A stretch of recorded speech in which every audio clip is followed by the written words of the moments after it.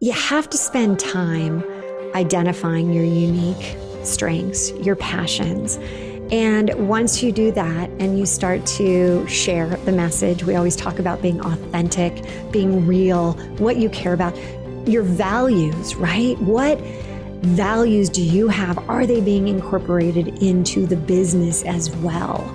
And rolling that all together so that you're building your company, and you can start with a company that's already you're already scaling, you're already doing a great job, but now it's time to really identify, are you and your business totally aligned?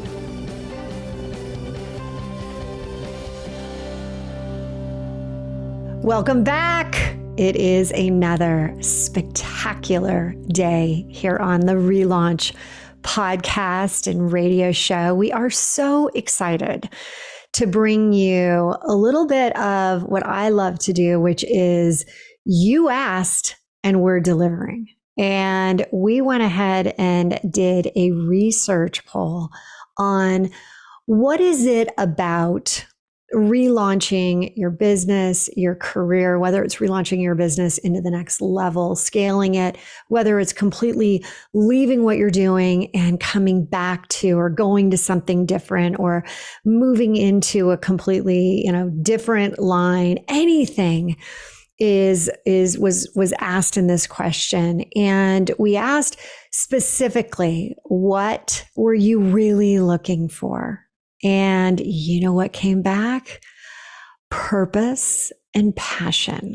And what we are going to be doing today is letting you know, how do you ignite that purpose in you so that you can elevate yourself, so that you can literally spark your heart to ignite your life around your passion and purpose. How good does that sound? So you get me today, and we are going to go into this. And again, this is where you're going to be able to walk away actually having steps to take around a relaunch to get you closer to your purpose and your passion. So again, welcome today. And how this is really relevant is that I just got back from Japan with my husband, and we decided to take this trip. It's been on our bucket list for a long time, but with everything that's happened in the world, we had postponed. And finally we're like, no, we are doing it. And there is no better time than this year during, and I feel like I need my drums, drum roll, cherry blossom season. Now, you may say, does he like cherry blossoms? No, not really, but he really loves sushi. He really loves history. He really loves the entire, event of traveling, of meeting new people and getting to know a culture. And so between his desires to go visit Japan and mine to not only see everything and taste everything and have the time of our life on vacation in this beautiful country and see those cherry blossoms, which, it is kind of crazy about cherry blossoms because they literally bloom. And when they're in full bloom, you better see them fast, because within 7 to 8 days, they are blowing off the tree limbs. I mean, they are just, it is like fast, don't blink or you will miss it. And what was interesting, we took the bullet train from Tokyo to a place called Hakano. And then we went on to Kyoto. And it was during this time going there and coming back that I saw firsthand, when we were going to Kyoto, beautiful blossoms everywhere. And then on the way back, they were getting brown. They were fading into the hillside. So, when I had first told our travel agent, hey, anytime in this 3-week period, I had no idea what I was really saying until I was there and I was able to say, you know what? Oh my God, pinch me now. But here's the thing. It was interesting because one of my favorite books of all time is a book called Ikigai. Think of it like an ikigai. It's kind of a funny word, but it's a Japanese word. It's a Japanese book. It was written by Hector Garcia and Francesc Morales. And I first got introduced to this book because you're not going to believe this.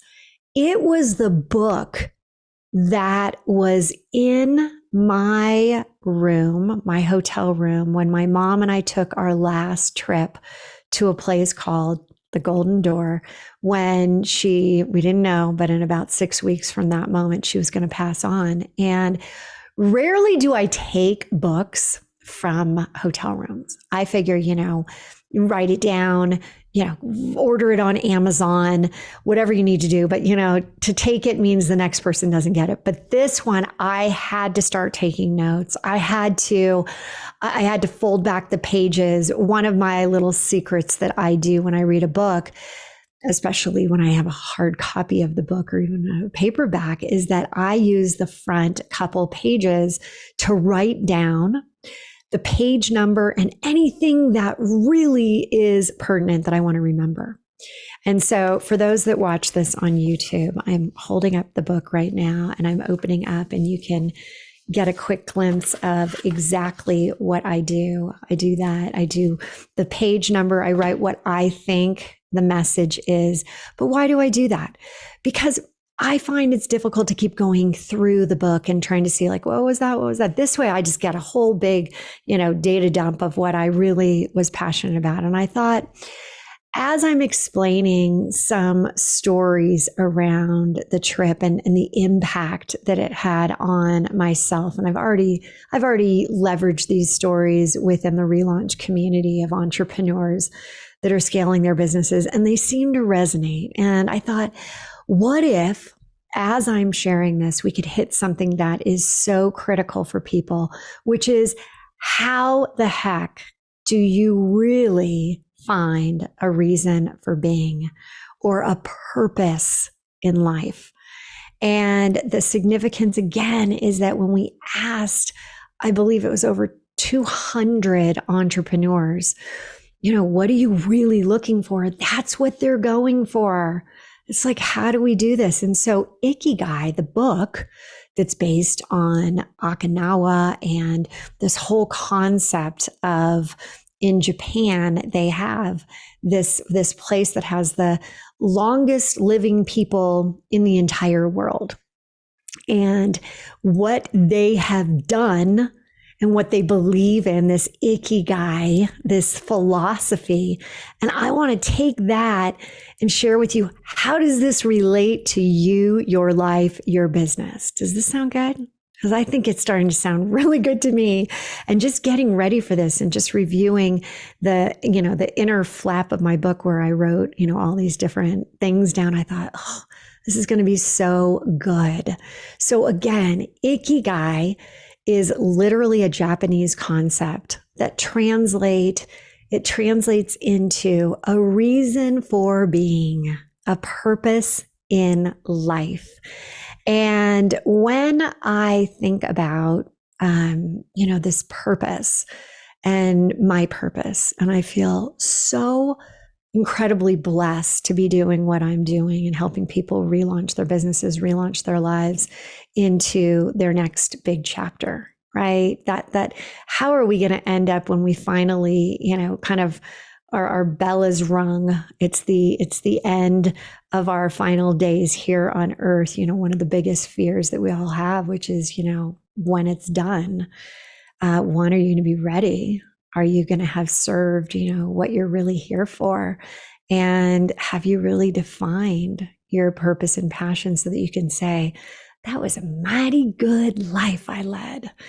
And when I got off the plane and we hit the weather, and I'm not talking about that good weather. I'm talking about like when we got to Tokyo, it was pouring rain. I mean, And I hadn't really looked at the agenda, and I didn't realize that we were literally for 3 days on a tour. But the best part about these tours, and they started at like 9 a.m. and went until like 5 o'clock at night, I did modify everyone. I did not do that to poor E, or he may not have ever come back with me. But the best part of this is that each day we had a new guide.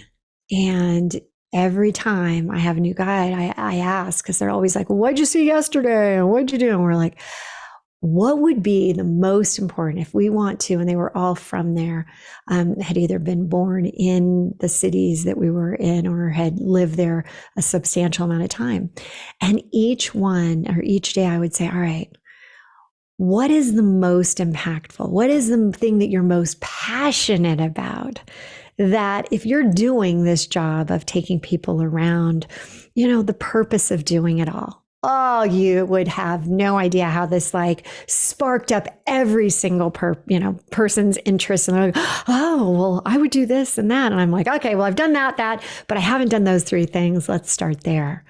And that's kind of the approach we have to take with our own life, right? You have to take the approach that really, what excites you about what you're doing? And I often ask entrepreneurs when they're sharing, what they're actually selling or their offers, I'll say, does this fire you up? Does this create a passion? If you're going to be doing this for the next, 3, 4, 5 years, and you're going to be, getting this out there, making big impact on a scale of 1 to 10, 10 being it ridiculously lights you up. How would you rank it?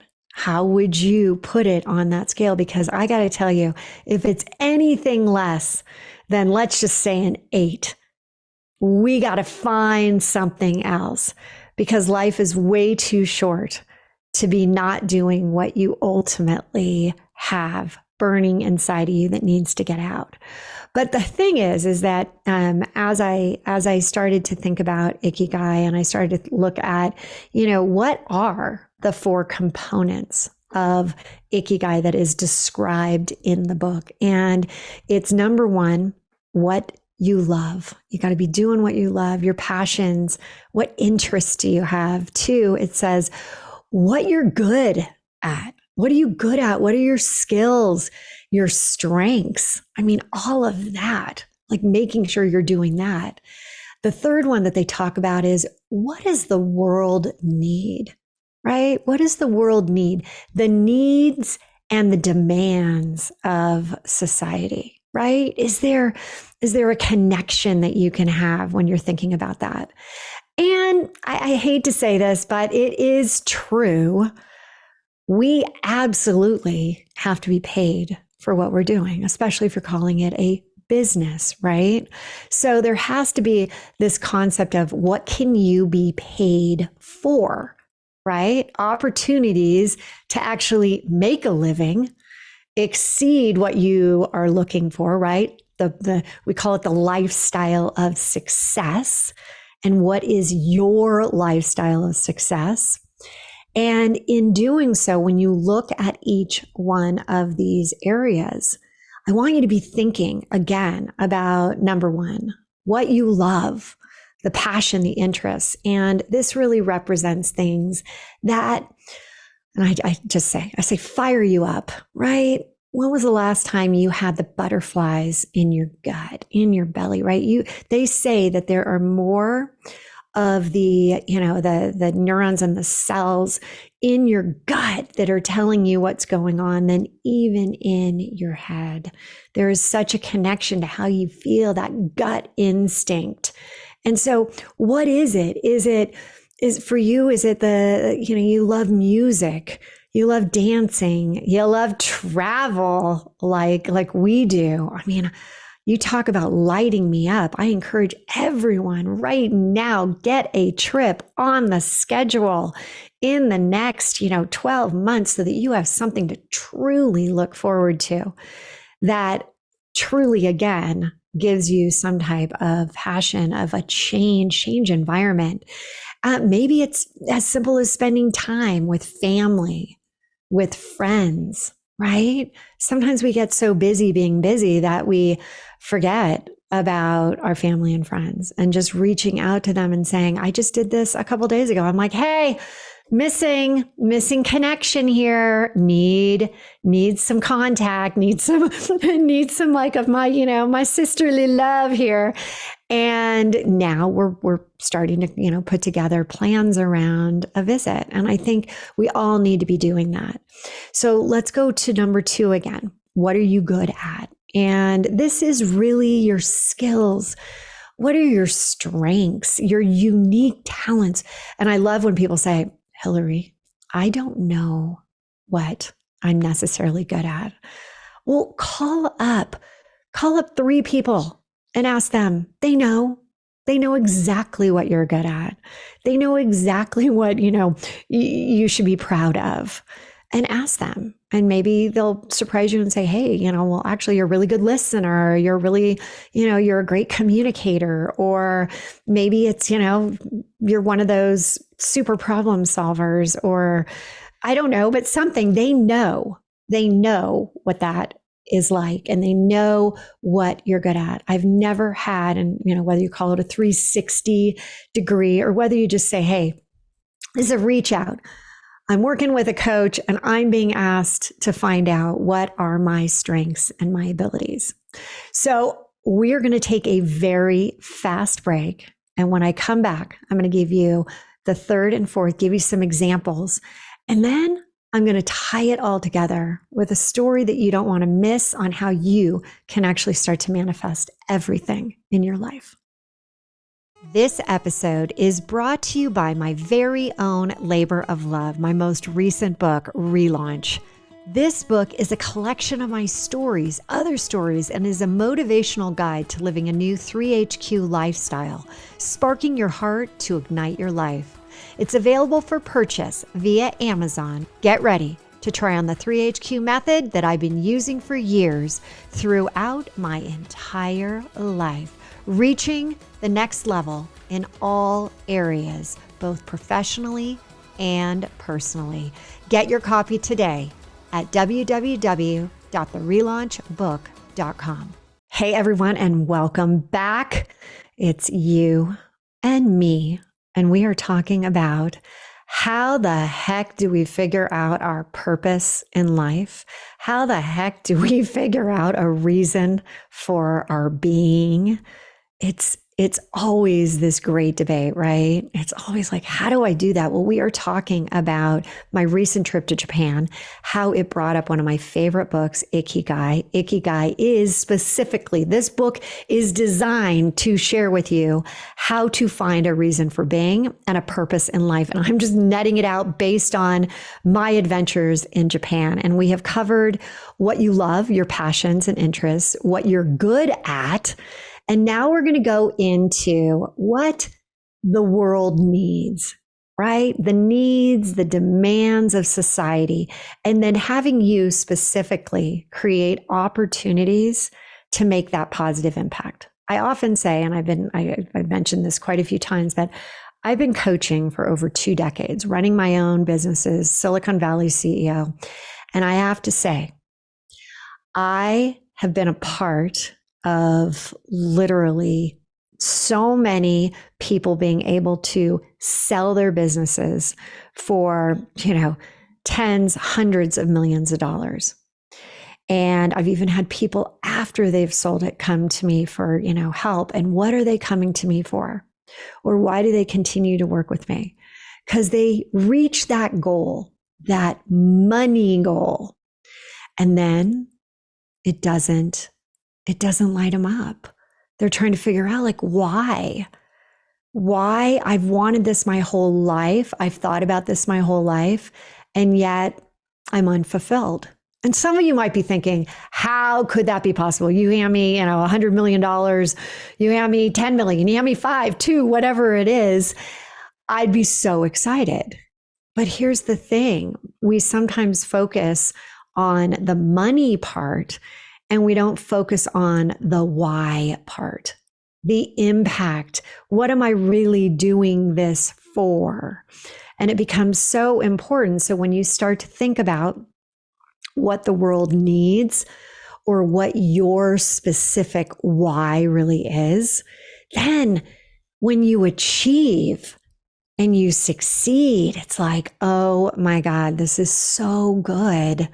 This is, this is why I'm doing it. And I often say, the more you can impact, right? The more you, whether it's, look what I'm doing, I impact individuals and I get them to relaunch, scale their businesses, relaunch their lives after, transitions. And the relaunches can be positive, they could be negative, but there are relaunches, there are transitions, there are, the times where you're like, okay, that was great, but now what? And each time you have to be thinking about this idea of, okay, if I can impact more people, then I'll make more money, which then leads to trying to focus on not the money, but the impact you're making. And with the impact you're making, you're going to get the money. It's the greatest, complete thought reversal right there. Right there. Stop focusing on the money, start focusing on the impact. Because in that case, if you focus on, something socially impactful or environmental, issues that are happening, then you're actually seeing the need. What is the need around you in the marketplace? What's the need that you could solve? As soon as you start to really narrow down on that, that's the positive impact. That's when you're like, and you hear people, I could do this forever. This isn't even like work for me. They're waking up, early in the morning. They don't want to put it down. Now that's a different problem. We work on that one too. The people who are getting so caught up in this is so great. I just want to keep doing it.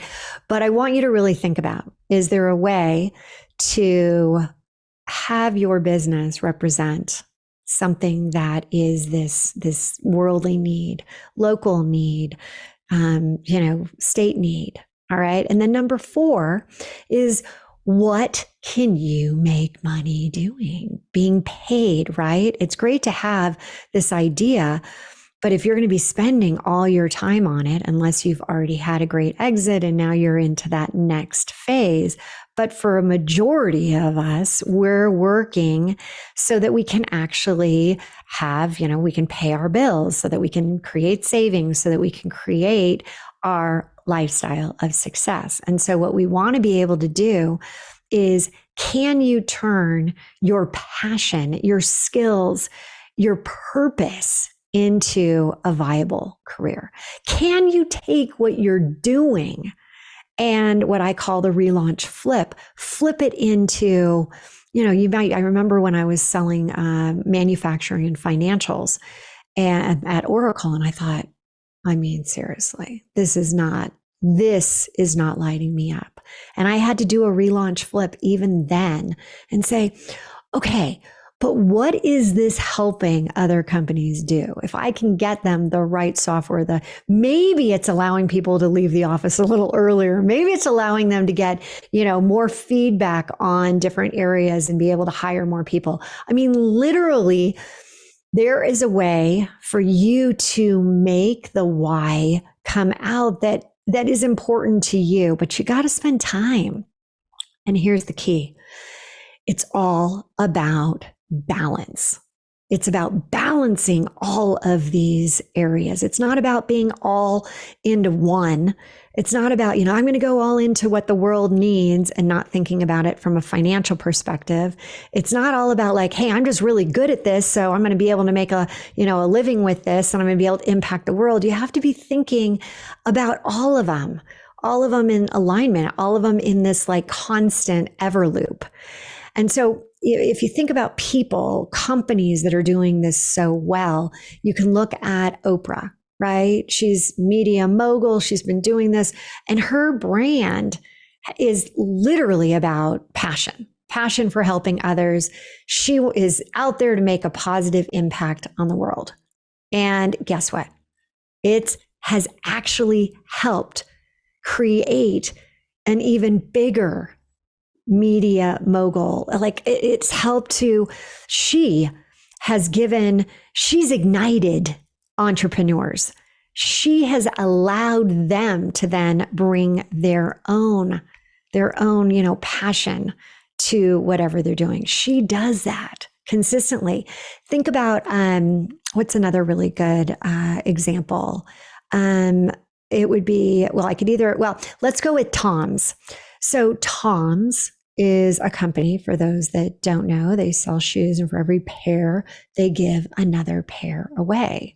And it's really cool because they are completely leveraging this idea of Ikigai. And they're leveraging it to create a successful and it's socially responsible business.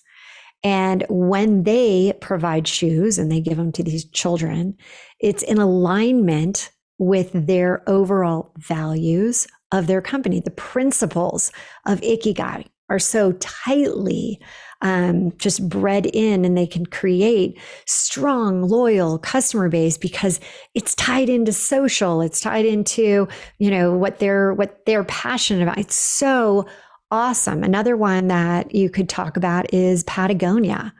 And what they're doing is they have sustainability, right? They want to create, a focus on the environment and social responsibility. And they are fueling it with Ikigai throughout everything by creating these great clothes that you can wear when you're doing all of these, outdoor types of activities. And they too, in putting together the principles of Ikigai, have really leveraged this so that they have a following that people absolutely want to, you want when you think about hey, are you going to buy from Patagonia or someone else? And you're like, oh, but they're really standing for this. You're going to go for a brand that you feel like they're doing something good in the world.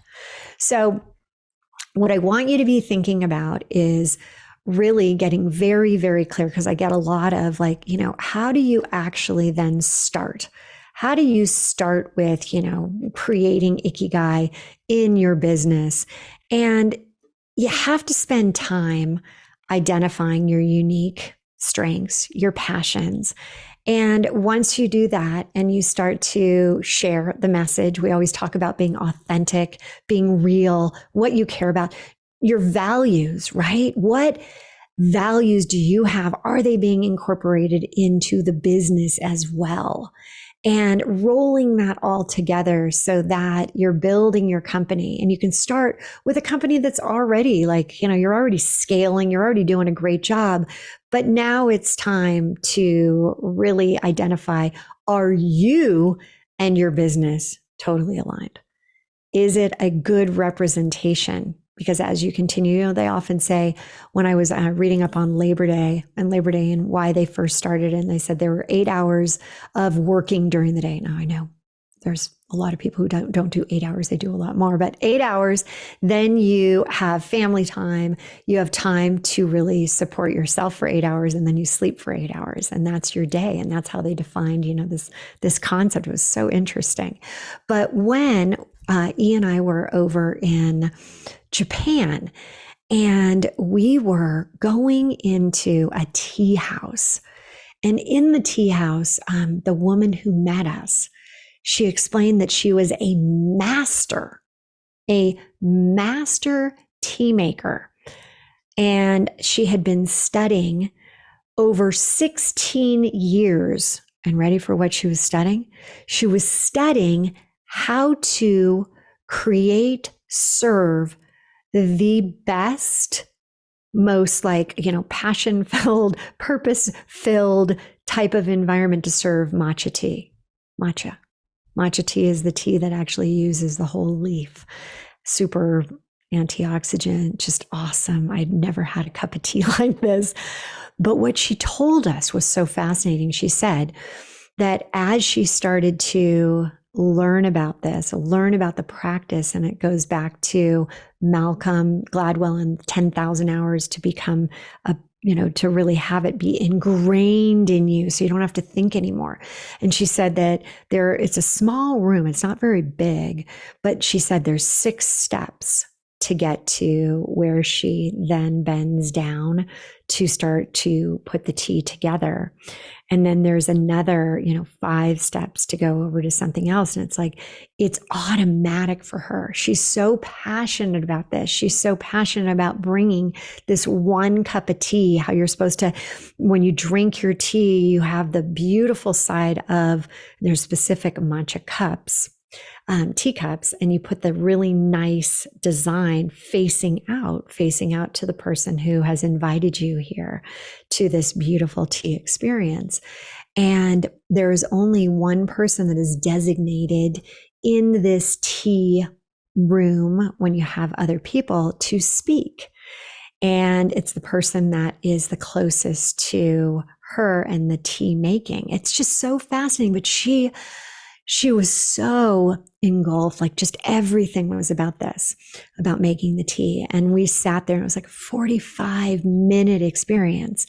And I looked on the wall and there was a script, Japanese kanji. And I asked when the tea experience was done, it really caught my eye, even though I had no idea what it said. And I said, what does that say? And it was probably like 4 feet by 2 feet. So it was big. And she said, every day is a good day. And I said to her, well, why wouldn't it say every day is a great day? And she said, because you have the ability to turn a good day into a great day or a bad day, but it's up to you. It starts out as a good day, and then it's what you do and what you make of it that matters. And I was just like, oh, this is so great in terms of this whole concept of just being present, being, in this moment of aligning yourself with this higher level, this higher energy level, which I call it 3HQ. The H's are the head, the heart, the higher self. And the higher self is this whole idea of what you bring into every situation at a higher energy level will attract something of a higher energy level. So what I did was I thought to myself, I have 3 more days before I leave to go home. And I really hadn't bought anything at this point up until now. We've been so busy sightseeing and doing all these things that we had not done any shopping. And I looked at it and I thought, I want to bring that home. So I did ask. I asked the tea master, I said, do you sell those? And she laughed and said, no, we don't. Well, I took a quick picture of it. And all I did was say, that's what I'm bringing home. That is what I'm bringing home. So the next part of this day was to go to a temple where the Buddhist monks have gardens, Zen gardens. And this one specifically was no water, all rocks, all really just gorgeous. You know how you've seen those where the gravel and the little rocks are in certain shapes and they're raked a certain way. And I mean, it was just so incredible. So I'm walking through this beautiful area that was only open, I believe, for 2 or 3 days while we were there. And it's never open, but they once a year allow it to be open to the public because the monks are usually there. And so it ended up that, and here's the thing, I'm going to stop now. We have to take a quick break. But when I come back, I'm going to share the biggest manifestation story and how it came to be and how you can leverage what I learned when we come back. This episode is brought to you by my very own labor of love, my most recent book, ReLaunch. This book is a collection of my stories, other stories, and is a motivational guide to living a new 3HQ lifestyle, sparking your heart to ignite your life. It's available for purchase via Amazon. Get ready to try on the 3HQ method that I've been using for years throughout my entire life, reaching the next level in all areas, both professionally and personally. Get your copy today at www.therelaunchbook.com. Welcome back, everybody. And I am deep into storytelling about how in Japan, I was able to manifest one of the greatest opportunities and experiences. And I'm sharing it with you so that you can leverage the learnings. We're talking Ikigai, which is a Japanese expression, and it means literally purpose in life. What is yours? It means a reason for being. So good. And so again, here I am at the tea shop and I see on the wall a Japanese scroll, and I ask this master tea chef, what does that say? And she says, it says that every day is a good day. And I say, well, why doesn't it say every day is a great day? And she says, again, it's that you have the opportunity every day to make it a great day, or you have the opportunity to make it a bad day, but it's up to you. And I knew I wanted to take that home. So then I'm at the Zen garden, the Buddha place that's only open a couple days every single year when the monks aren't there. And I'm walking around and I'm like, wow, today's not just a good day. It is a great day. I'm looking at these rock, formations that they've done with the rakes. And I'm just like, this is so good. And I come around the corner and there is a man sitting doing calligraphy. And he's talking to another person that had been walking around, and he starts to take out this piece of paper and he's drawing these things on it. And so I look at our guide for the day and I say, can you help with this? I took a picture at the tea house of the kanji, the Japanese writing, and can you get this guy to create this for me? And again, this is probably not even 45 minutes after I had already said, that's what I'm bringing home. And she almost looked a little mortified, like, I don't know, like this is very uncommon. And she said, but I'll do it. And she speaks Japanese back and forth. And they finally are like nodding, and he goes to ask me for my phone and the picture on it. And he starts to do it on this little teeny piece of paper. And the guide says, no, we need a little bit bigger piece of paper. So goes back into this room, this guy, and comes back out with, a fairly large piece of paper and starts to create this saying on the paper that every day is a good day. And at the end, he puts the wax with the red, it's red wax, and it has like these little symbols on it. And one of them is actually his signature. And I'm just like, I'm mind blown. I'm like, God, I love how this works, how manifestation works. You don't ask for the how it's going to happen. You just know that you need it. You know that you want to bring it back. You know that there was a big why. The why was I wanted to bring back what was the most impactful for me on this trip. And it was just so relevant. This, every day is a good day, especially because many of you know I've had so many different relaunches that have happened over the last few years that I'm like, every day is a good day. Gosh darn it, it is a good day. So it was wonderful. I get this. The woman who is the guide looks at me and says, you're not going to believe, but this is one of Japan's top calligraphy artists. He happens to be here only today. He's giving back. I had said, can I give him any money? And I didn't know at the time he was this master, but she's like, no, this is his gift to you.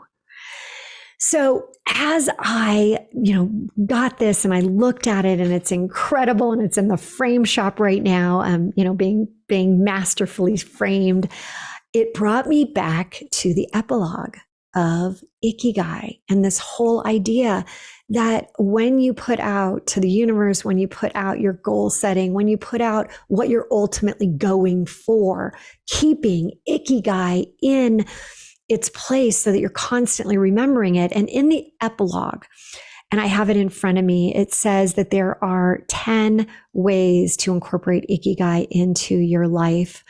And the first is stay active. Don't retire. And in fact, in Japanese, they don't even have the word for retire. Number 2 is that they say, take it slow. Being in a hurry is inversely proportional to quality of life. How many of us are so busy being busy that we miss being present with our family, with our loved ones. And it says, walk slowly and you'll go far. When we leave urgency behind, life and time take on a new meaning. The third one, I love this one. It says, don't fill your stomach. I almost feel like it's a fortune cookie, right? Don't fill your stomach. Less is more when it comes to eating for long life.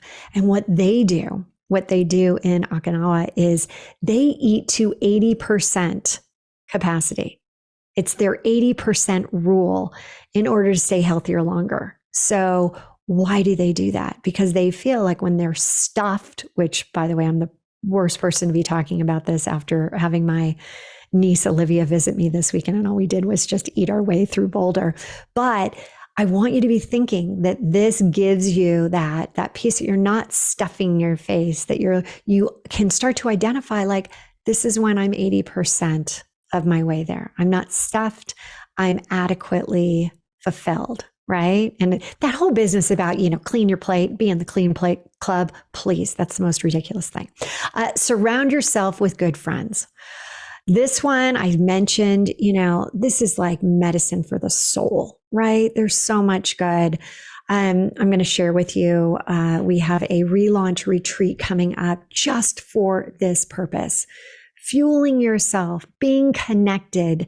Entrepreneurship is the loneliest job out there, right? And this way, giving people the ability to connect, to have that bond again. Number 5 is get in shape for your next birthday. Water moves at its best when it flows fresh and doesn't stagnate. Remember, 70% of our body is water. Have you ever thought of it like this? Exercise releases hormones that make us feel happy. So how many days are you getting out there and moving your body? 6, smile. A cheerful attitude is not only relaxing, it also helps make friends. It's good to recognize the things that aren't so great, but we should never forget what a privilege it is to be here. And here is the thing, there's always possibility. There is always possibility. And when I think about mirroring neurons in the head, and there's a study with monkeys cracking peanuts and how it lights up certain parts of their brain, the excitement of like, oh, this is going to be such a good peanut. Well, if another monkey is watching, it actually, even though that monkey's not doing the actual cracking of the peanut, it lights up their brain as well. So when you smile, whether it's in the mirror to yourself, whether it is to another person, whether you are just driving along, walking along, and you throw up a smile on your face, throw up is not exactly the best word for that, but when you smile, it will literally mirror back to you through somebody else. And that's such a great, great part. It's number 7, reconnect with nature. Most people live in, cities, or they are so busy in their offices that they don't get out. And when I learned in Japan that they really believe one of their, especially in Buddhism and a couple of the other religions, that they believe that nature, everything is alive, which it is. Everything's energy. Everything has a vibration to it. So how are you connecting with nature? And I always love when I go down, I grew up in LA and loved going to the beach. And it was the second I hit my toes to the sand and then touched the water. And so wherever I am, even if the water is freezing, I try to do this where I get my feet in the sand and I walk into the water, and it's just like, yeah, it's my connection.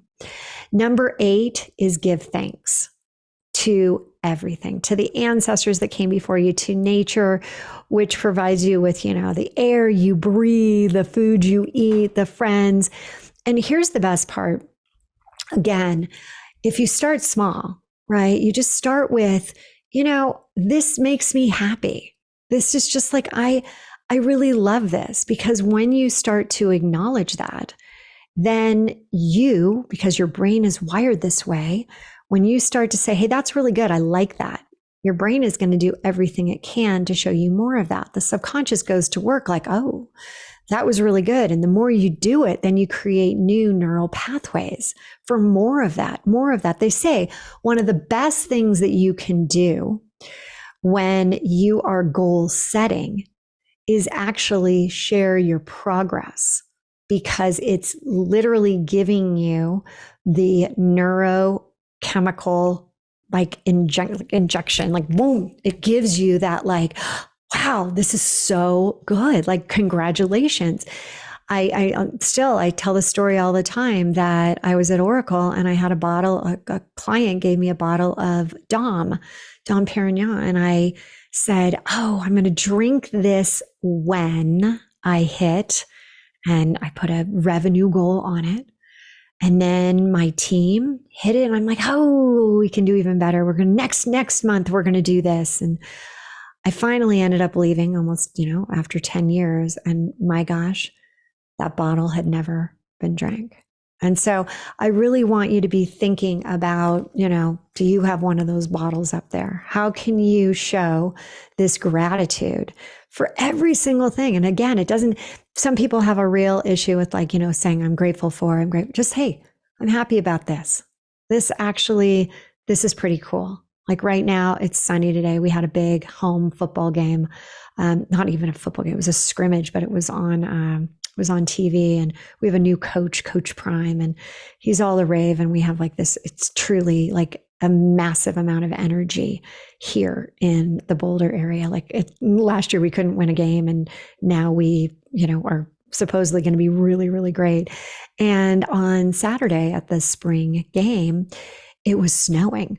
I mean, it was freezing. It was so cold. And yet I had my niece and we were, skipping through the roads. We did, all the snow was around us, and we made the most of it. And even when we were cold, we were like, yeah, but this is so cool being together. Here we are doing all these crazy things. It was just so much fun. And I just kept giving thanks. Like, this is so important to acknowledge the present, right? Being present. And that ties nicely into number 9, live in the moment. Stop regretting the past. People spend way too much thinking about the past, things you can't change.